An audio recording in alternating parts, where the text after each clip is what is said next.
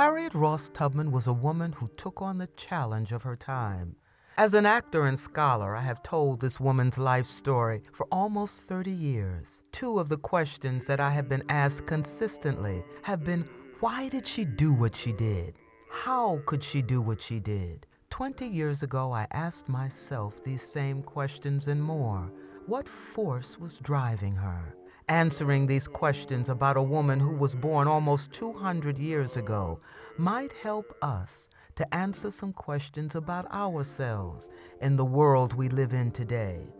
Harriet Tubman was born into slavery around the year 1820, denied all the basic rights that humanity grants us, born to a mother and father who loved her but could not protect her from the cruelties of slavery, denied the light and truth of education because of the darkness and lie of slavery, bound by laws that were created to break her spirit, contain her mind, and use her body, forbidden to participate in the life, liberty, and pursuit of happiness this country claimed was its foundation. How did she survive? How did the Negro survive? They had faith, faith in an all-powerful and loving God, faith that gave them the strength to look past what was and see what could be. Harriet Tubman endured slavery for almost 30 years. From the early age of 5, she was rented out to clean white people's homes and take care of their babies. As a teen, she suffered a blow to her head that caused her to suffer from narcolepsy and debilitating headaches. In 1844, she married John Tubman, a free Negro man, and the love of her life, only to lose him to another woman. She became a fugitive in 1849. From 1850 until the Civil War, she traveled back and forth on the Underground Railroad, bringing her passengers from the South to the North and eventually on to Canada. She served in the Union Army as a spy, a scout, and a nurse. After the war, she spoke out for women's rights and opened her home to elderly and sick colored people who had nowhere else to go. Harriet said, "Freedom is a hard-bought thing. It demands a high price. It's not bought with dust or words or empty promises. It's bought with oneself, the bones, the flesh, the spirit. And once you've got it, cherish it."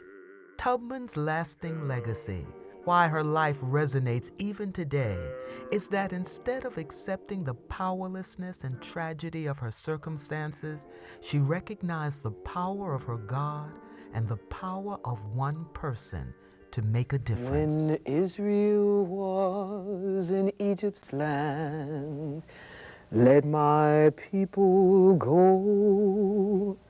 Oppressed so hard they could not stand. Let my people go. Go down, Moses, way down to Egypt's land. Tell Pharaoh to let my people go.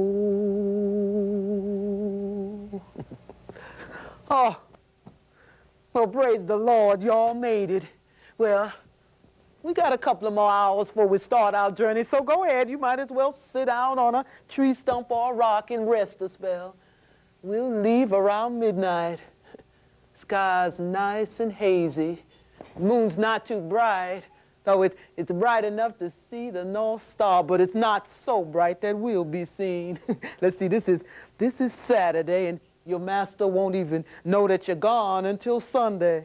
And there ain't nothing he can do about it until Monday morning. So that leaves us what, about a day and a half worth of road between us and them patter rollers. And them patter rollers hunting us down ain't the only thing you got to worry about. So everybody, y'all pay attention and listen up.